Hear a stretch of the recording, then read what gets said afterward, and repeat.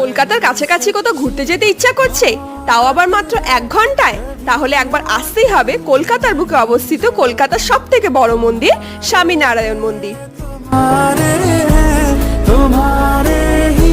এখানে আসতে হলে ডায়মন্ড হারবারগামী যে কোনো বাসে চেপে আপনারা চলে আসতে পারেন।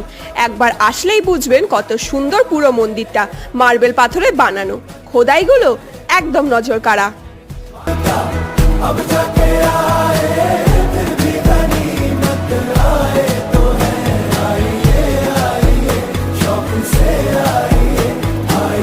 এখানে এলে মনটা একদম শান্ত হয়ে যাবে। কোলাহল থেকে একটু বেরিয়ে নিঃশব্দে কিছুটা সময় কাটানোর জন্য পারফেক্ট জায়গা। সন্ধ্যাবেলা যখন আলো জ্বলে ওঠে তখন মন্দিরটা হয়ে যায় একেবারে স্বর্গের মতন। ঘুরে আসুন একদিন, আপনার মন ভালো হয়ে যাবে, এটা গ্যারেন্টি।